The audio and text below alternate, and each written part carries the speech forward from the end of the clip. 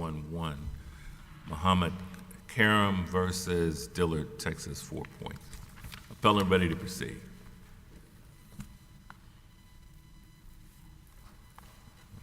Mr. Tanner, Yes, Your Honor. you may proceed. May it please the court? On behalf of plaintiff Muhammad Karim and Ebony Karim and Jasir Karim, my name is Henry Tanner. The facts of this case show that but for Dillard's interference, the Karim family would have made a purchase at Dillard's on July 24th, 2022, and therefore the family had a contractual interest under Section 1981. The district court acknowledged that plaintiff Muhammad had a desire to buy. It is undisputed that the father tried on and continued wearing one of the outfits that he intended to purchase while his family selected additional items to purchase. Dillard's even admitted on page 20 of its brief that the father was in the process of making his purchase when his family was called the effing N-word. Therefore, because the family intended to make a purchase and took steps in furtherance of that attempt and decided to purchase specific items, they had a contractual interest.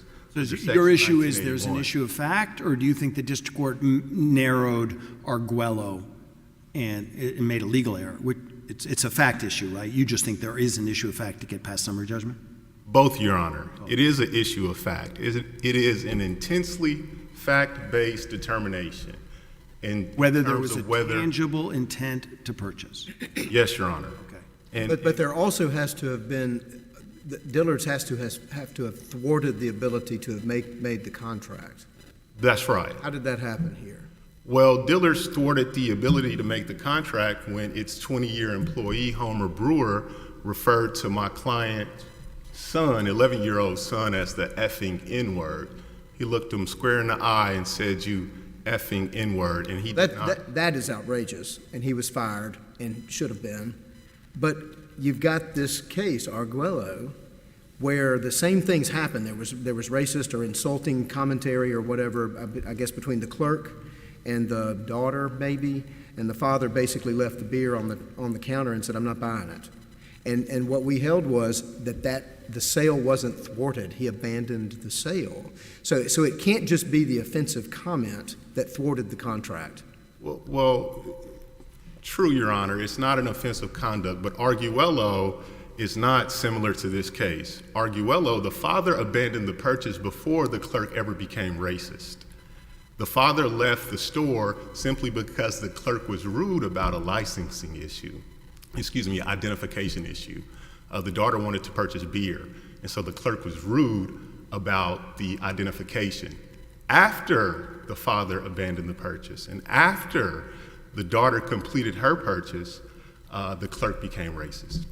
And in Arguello... Still, it says, Arguello says that the plaintiff has to have been actually prevented and not merely deterred. Right.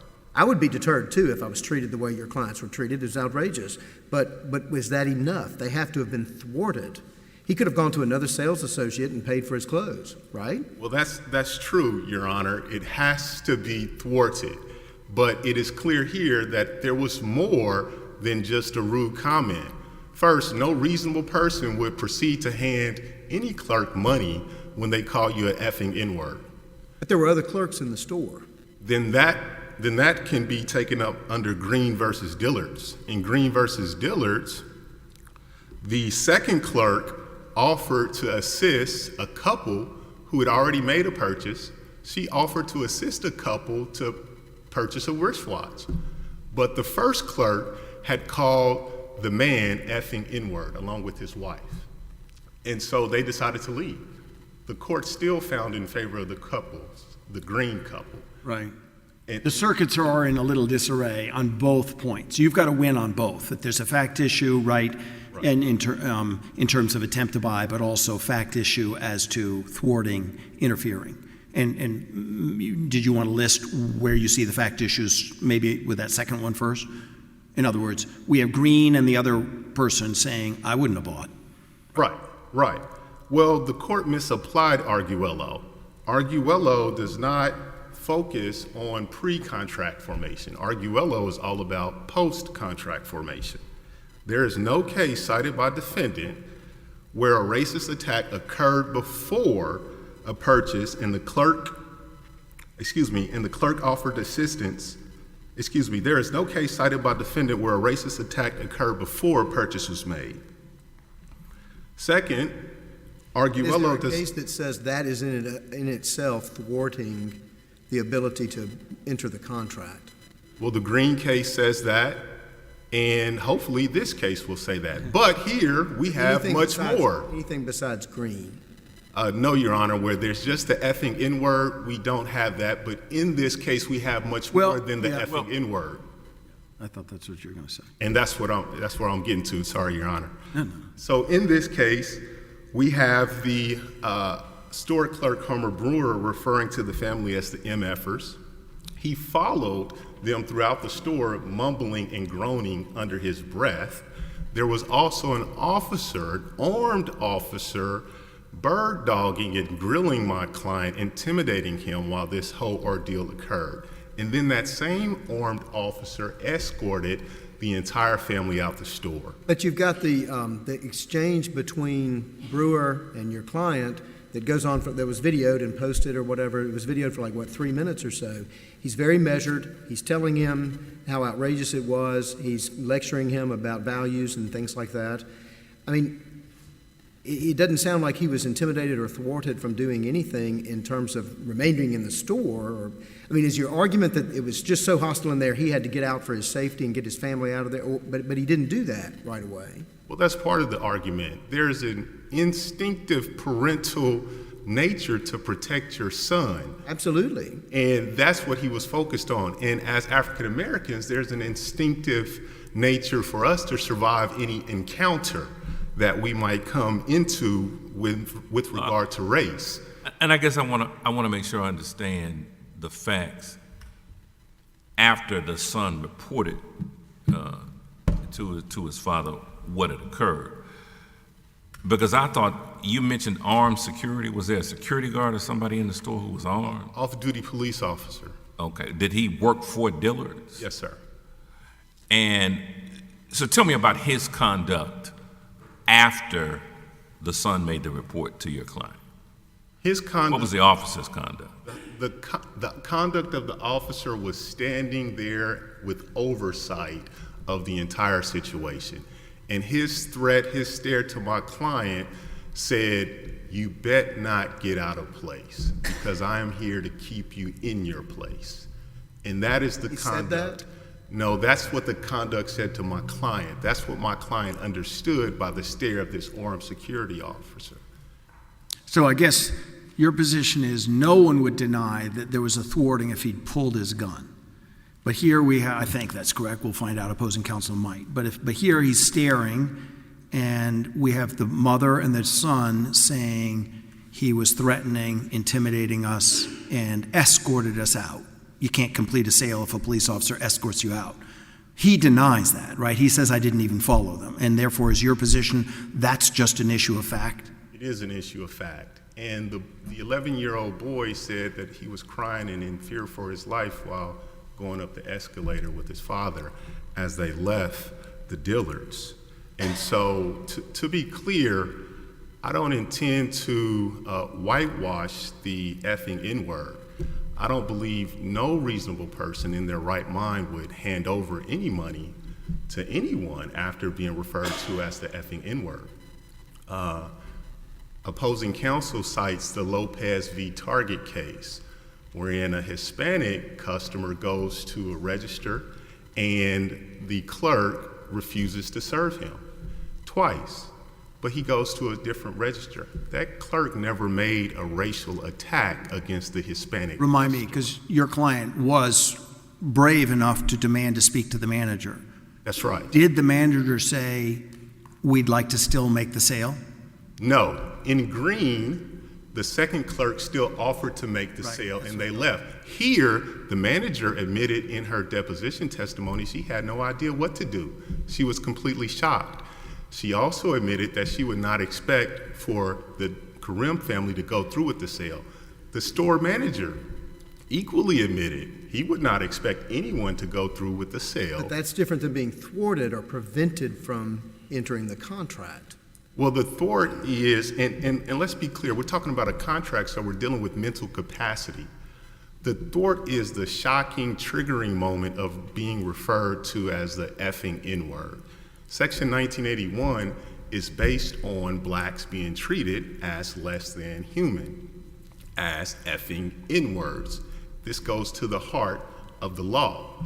And so when you call someone that, those are fighting words. And Plaintiff Muhammad said that in the video. He said, there is nobody here that can stop me to get on your ASS if I wanted to. So this situation was very hostile, and my client should be commended for keeping his cool, not punished for the same. I just want to make sure I understand the facts afterwards. We talked a little bit about the officer. Did your client leave the store wearing the clothes that he had tried on? That's right, Your Honor. And then return the next day to pay for those clothes? Out of obligation. He did not want to be accused of stealing. All right. And that clearly shows a desire to buy. But not only that, the family was there for a back-to-school sale. Dillard's was having a large liquidation sale that the store manager admitted would entice the family to make a huge purchase. The family had done so for 20 years, shopped at Dillard's for back-to-school clothes. So it's very clear, the facts clearly show that but for the interference, the Karim family would have made a purchase that day. This is back on the attempt to purchase prong. Yes. And for the interference, we have more than just the effing N-word. And so what you're looking for is a thwart. And what contributes a thwart? Anything that stops the sale of the merchandise. And I think we have that here. Well, are you saying that on the thwart element, we would create a split if we ruled against you with the Eighth Circuit and its Green case? Well, If we ruled against you Right. and said this doesn't even create a fact issue of thwarting, would that be a conflict with the Eighth Circuit Green case? not necessarily, because the facts were different. Each case rises and falls on its own set of facts. It was not just the N-word there. But the court did suggest that because of the inaction of Dillard's, that could also infer that the sale was thwarted. No Dillard's employee said, plaintiffs Muhammad and Ebony, can we assist you now that we've dealt with this situation? No one offered to ring up the clothes that he even wore on his back. And in fact, the police officer was there and he escorted them out while he had unpurchased merchandise on. That's clearly ironic. Why would a police officer allow someone to leave a store without purchasing merchandise? And so, based on my client's understanding and based on the facts of this case, when they were referred to as effing N-word, among other things, and when the police officer escorted them out, it was clear that they weren't welcome and they were threatened. It was on his body, or did he have a Dillard's bag with him, or both? He wore the clothes on his body. Did he have a Dillard's bag also, or no? I think he had a Dillard's bag in a video, but we found out that he definitely did not make a purchase that day. And so I want to be very clear what we are not arguing. We are not arguing for a general cause of harassment or discrimination. We are arguing to not be discriminated against while attempting to make a purchase. Do we need to, and are you arguing that we take a bright line that when someone takes something off the rackets and tries it on, that alone is an attempt? Do we have to decide that? It doesn't need to be a bright line. It's always factually based, because someone could take something off the rack just to try it on, and they have no intent to purchase it. Okay, you agree with that, yeah. Right. Here, we had an intent to purchase. Because he not only tried it on, but he told his wife, I want to buy it. They made a decision to buy and selected additional items. And so it's a question of fact. Once you have intent to purchase, I think you begin the contractual process. But once you have an intent plus an additional step, your contractual interest goes stronger. all the way up until you actually ask to buy or payment is requested to be tendered. And so as the court asked earlier, I'll posit the same question: what actions are enough to have protection under the law when attempting to make a purchase? Thank you. Thank you, counsel.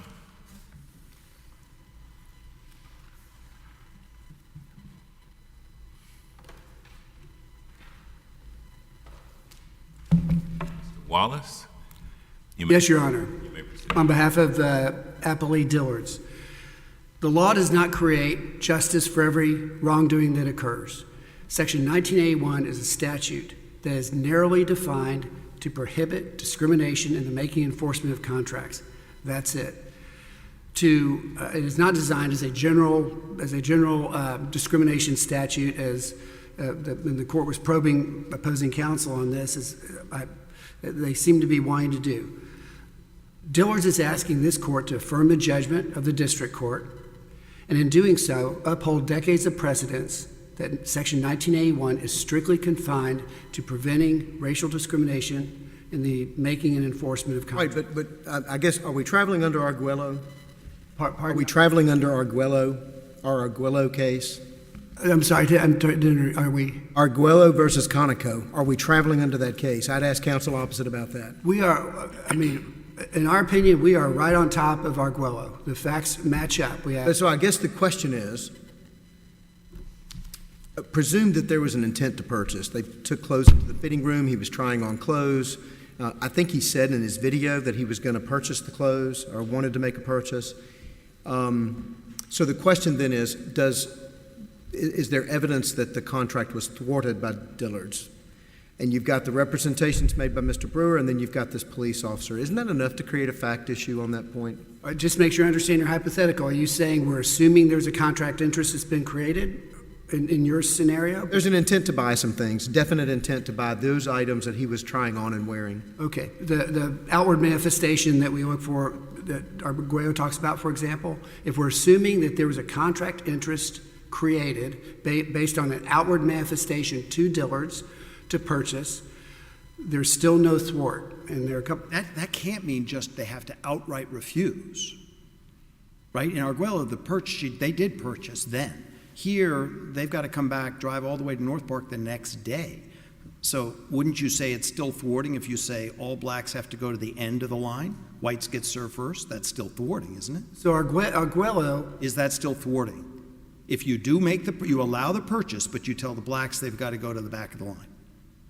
but the blacks can still purchase Yeah. under your scenario?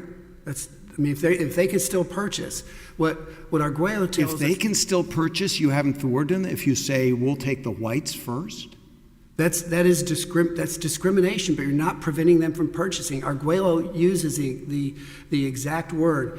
Is the shopper being prevented from purchasing? I'm not suggesting in any way, shape, or form that under your hypothetical. okay, black people have to take the flight tomorrow. Not thwarted in their contract? Well, under the flight scenario, Well, that's this scenario. They had to come back the next day. but they weren't thwarted the previous day, Your Honor. What if Officer Doherty, is that his name, Doherty? Doherty, I believe. If he pulled his gun, that's thwarting. If he pulls his gun and points it at them, perhaps. Any pulling of the gun, you would agree that's thwarted purchase. No one's going to stay and buy with a gun. What if he'd said, I'm going to ask you to leave? Sure. That's thwarting too. That'd be thwarting under the detention. So why is escorting out not thwarting? So the undisputed evidence in this case is that Officer Doherty never talked to them. No, I asked you escorting out. Isn't it true that the mother and the son, both deposition testimony, he escorted us out? If that's true, there's an issue of fact. Well, Your Honor, in terms of the phraseology of escort, he was 10 to 15 feet behind them. Undisputed. No, I'm just He saying wasn't walking we have them two out. witnesses that say he physically escorted us out. Then we have him saying opposite. I never even followed them. How is that not a fact issue? Well, because under the detention cases we have, you look at at the manifestation of detention that we have in the other cases. We have inspection, we have accused of shoplifting, we have taken to the sales office, we have booked, and we have handcuffed, as we have in Morrison. So again, gun drawn, yes. Asks to leave, yes. Escort, not. So perhaps there's a fact issue on that discrete point. However, there's no fact issue on thwart as a whole, because we go. Someone escorts me out of the courthouse. I'm thwarted from being in the courthouse. But they walked out, Your Honor, voluntarily. No, they said they didn't. He said they did, but they said they didn't. When you say they, you mean the mother and the son? The mother and the son, both, I read it. They said, intimidating stare, 6'1" guy, white male with a Glock, wearing a band, and he escorts us out. I see that as sort of end of story at the fact. I mean, you may be right on an attempt to purchase or not, which is a separate issue. Yes. What's your case that when a police officer escorts people out, that's not thwarting their purchase? Well, what I didn't, again, we may be quibbling over the definition of an escort. No, I'm quibbling over facts. I'm quibbling over facts. Pardon? I'm quibbling over facts. If I'm in a store trying to buy something and I feel that a security officer armed to the teeth has escorted me out, I can't see that that's not at least a fact issue that I wasn't able to finish my purchase. When we're talking about escort out, we have, again, escort, it can be done in a number of different ways. Argue that to the jury. And isn't it true that everyone involved, both sides, the two people for Dillard's, and certainly the Karims, all agreed they would never finish the purchase once the N-word was used? Is there anyone in this entire scenario that thought, oh no, he should have purchased? Anyone? So this is not, the standard for 1981 is not what... I'm just asking you to answer that question. Isn't it remarkable that even the Dillards, all up and down, said, I wouldn't finish the purchase if someone... Yes, Your Honor, that's human nature. And isn't it also true that the wife, Ebony, said he wanted to purchase it? And we know he comes back, so it sounds like, unless you think he's a thief, he was going to purchase it, right? If I walk out of something with property, unless you're calling me a thief, I come back, that suggests that I wanted to purchase it. But day one, he did not, you have to manifest that purchasing intent to the retailer. Okay, what's your case that says you have to manifest it to the retailer? Yes, because it's a tangible attempt to purchase, which is... But he said it to his wife, right there. Yes. Before he sees his son sobbing. Right, but...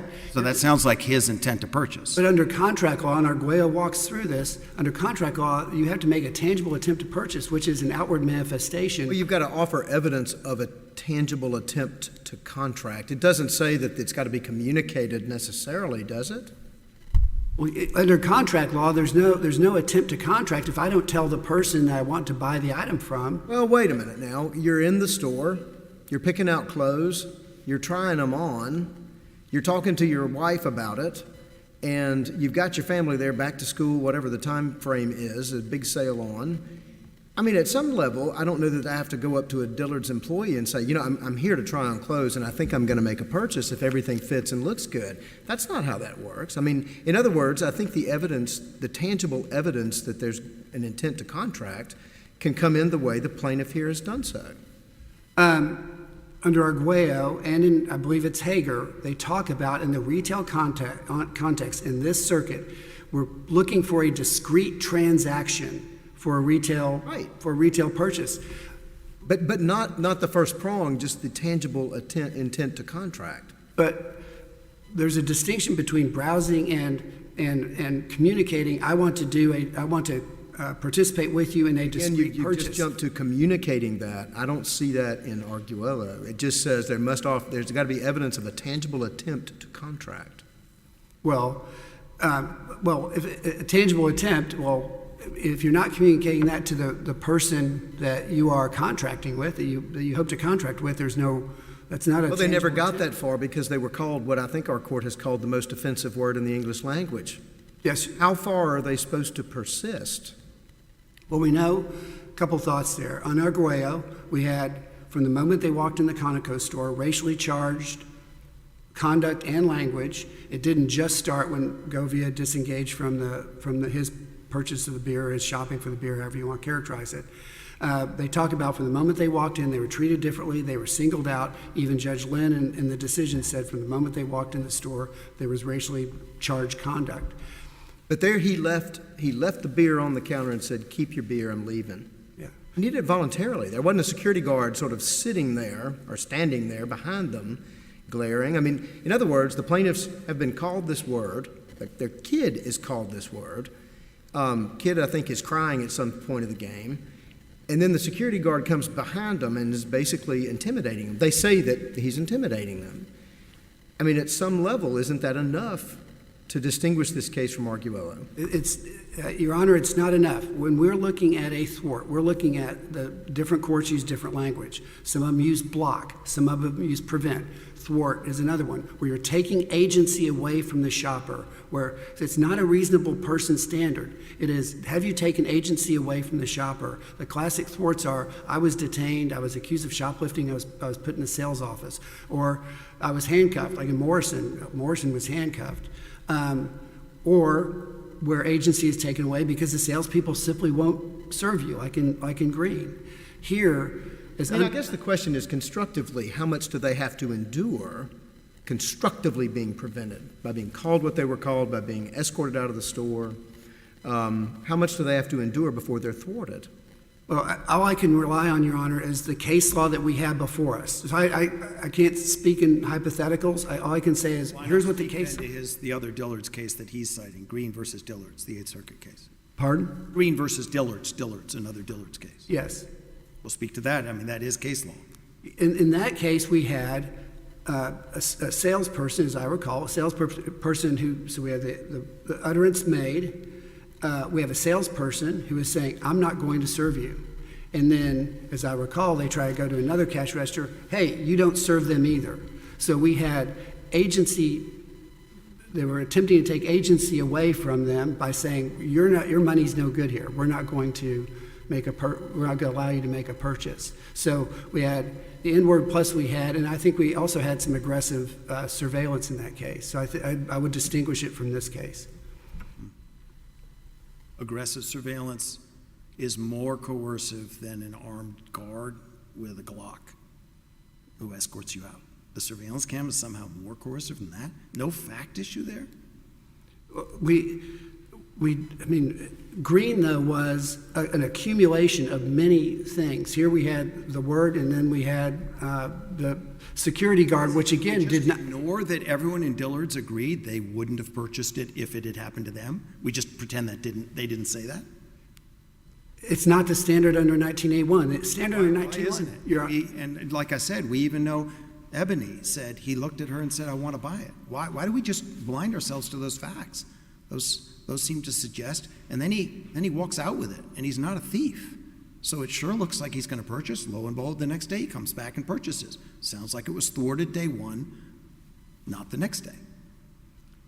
Again, Your Honor, he wasn't thwarted day one. I want to go back to Did the manager, when he did complain, because he had the fortitude to stay and complain, did the manager said, "I'd like to still make that purchase"?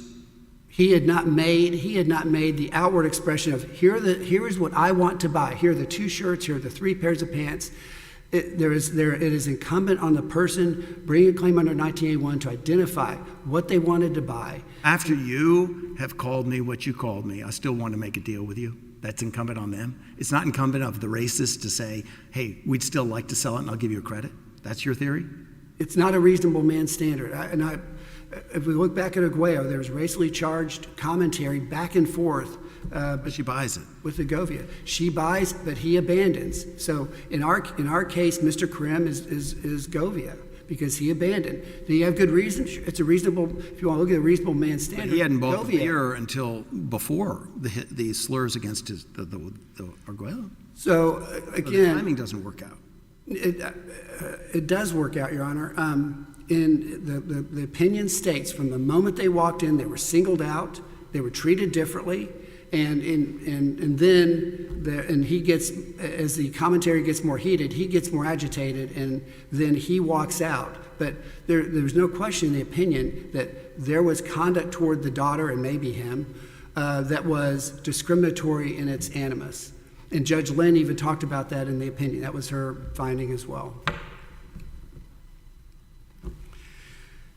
All right, so you must have for there to be a cognizable claim under 1981, you must have a contract interest that is then tied to discrimination. And that's what we've been talking about here, the tangible attempt to purchase specific items in a discrete transaction.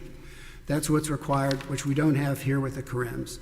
Again, second reason this court should affirm the district court's ruling is we have no tangible attempt to purchase. We've gone through that. And then the thwart.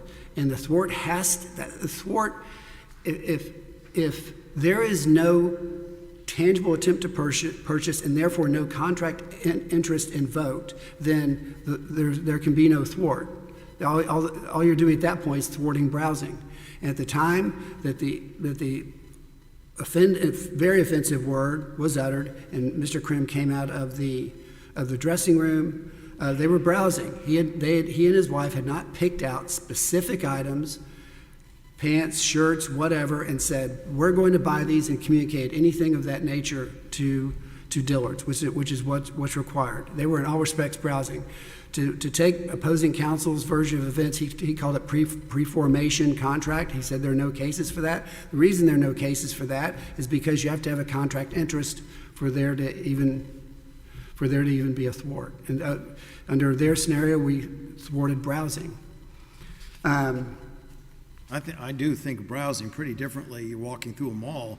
Here you browse, you see something, you take it off, you put it on in the dressing room, you tell your spouse, I want to buy it. That's a lot further down the contractual train. Well, looking at what the district court did, the district court focused on the first prong. Was there an outward manifestation of an intent to contract or an attempt? The court really didn't. The court just presumed that it was therefore thwarted, or it couldn't have been thwarted because there was nothing to thwart. If we disagree on the first point, don't we have to reverse altogether? No, not at all. I mean, the court read and relied on Arguello as well in terms of. But for the first point, not the second. But I don't know that that's necessarily the case. I don't know that's necessarily the case, Your Honor, on the second point.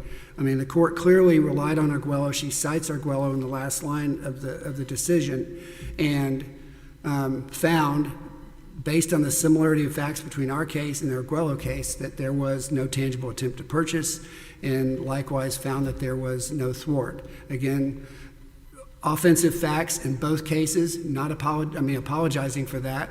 Acknowledging that, but she compared the level of animus to the level of animus here and determined that there was no thwart, and that just like Govia, Mr. Karim abandoned the transaction. And as the court pointed out when talking to opposing counsel, Mr. Karim had the state of mind that he wanted to right a social wrong, and he stayed for several minutes and talked very respectfully to the salesman who uttered the offensive word. He was not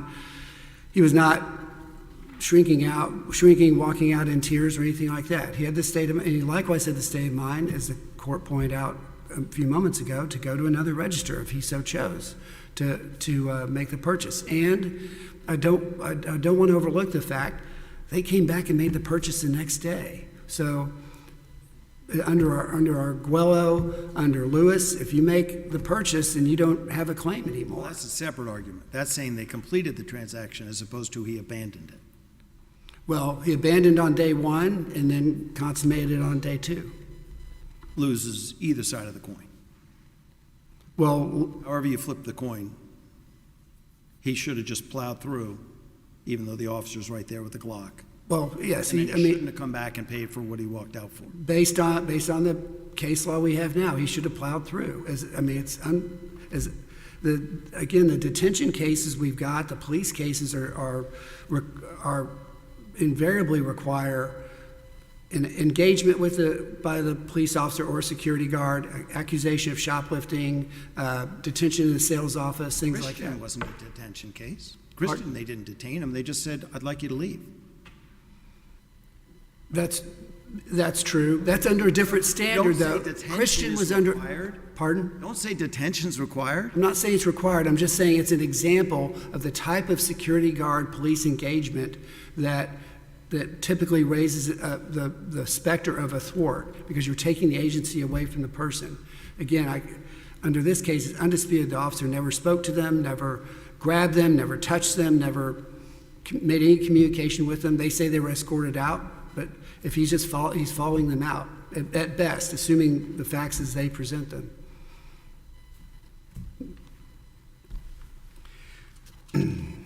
So about 26 seconds left. Again, I'll just close with this. This case is on all points with Arguello. This court should therefore follow Arguello and the prevailing case law in the Fifth Circuit by affirming Judge Lynn's ruling in the district court. Thank you very much. Thank you, counsel. Rebuttal.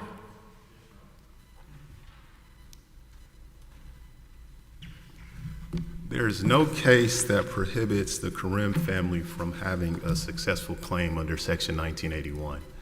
The Arguello case, the father did not abandon the purchase after hearing any racist remarks. He abandoned the purchase because the clerk was being rude to his daughter. And most of what defendant cites and the lower court relied on is contained in a footnote. Also, Arguello states that in the retail context, it's a discrete transaction. It's not a continuous transaction. So Dillard's argument that they came back the next day to make the purchase runs against Arguello. I don't remember as well as Judge Wilson did. So Judge Lynn never really made a ruling on the thwart element? Her case turned on the No, attempt. Judge Lynn, the lower court basically said because there was no attempt to purchase, therefore there could be no thwart. But Judge Lynn basically wanted some magic words to be said. But as we know in the Green case, On attempt. right, as we know in the Green case, the other store clerk offered to continue with the purchase, and they still left and had a successful claim. Henderson v. Office Max, I think is a Western District, Louisiana case.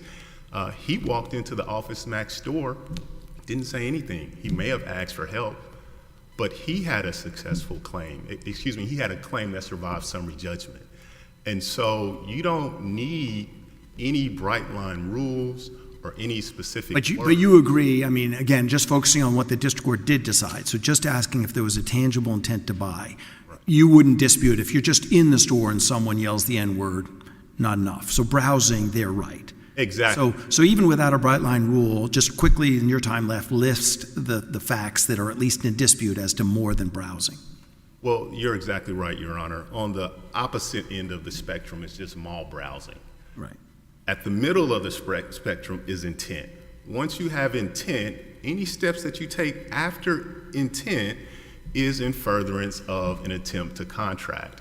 And so the facts that would suggest that are it was a hot summer day in the South, and the plaintiff, Muhammad, wanted to get out of those clothes. He was baking like a potato. And so he went to the men's department. They took a beeline to the men's department.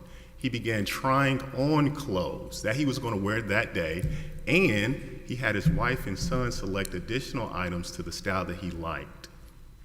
He told his wife, I like this shirt, I think with the pocket, maybe it was without the pocket. He said, let's get more of these shirts. I want to buy these. And so He said, I want to buy these. right. Those facts, the intent plus the several additional steps clearly show an attempt to purchase. A reasonable jury could conclude as much. Did he take off clothes to try on the clothes in the dressing room? I assume so. What happened to those clothes? Maybe those were in the Dillard's bag that he was waving around, but I don't know, Your Honor. And so, but yeah. Is counsel right that even if he says, I want to buy them, which sure sounds like you're getting close to offer and acceptance, it's got to be communicated to Dillard's? He's absolutely wrong. Like I said, the Henderson v. Office Depot Incorporated, the plaintiff there survived summary judgment because the clerk failed to assist him. He never said anything. And then Lewis v. Dillard's, that's the lipstick request. She didn't say she wanted to purchase the lipstick. She just asked for the lipstick. And so you have. Okay, and it's helpful to know the case law. What about the case law? Do you have case law supporting the opposite side, the fact that everyone at Dillard's agreed they wouldn't buy? I'm sorry, Your Honor? Everyone at Dillard's agreed they wouldn't buy once the incidents had occurred as they had. Well, Is it relevant what Dillard itself, their employees? yeah, that's in Green v. Dillard's. They looked at the inaction and the incompetency of management in handling the situation, that you can infer that the attempted contract was thwarted. But there is no case law that you can find that says one must continue in their attempt to purchase after being called the effing N-word. The case law clearly states once an attempt has been thwarted, you do not have to continue any further. And that makes sense, because if your rights are violated, why would you hang around? If there's no more questions, Your Honor, I'll posit this question or make this statement regarding the facts of this case, and we'll just simply say enough is enough. Thank you. Thank you, counsel. The court will take this matter under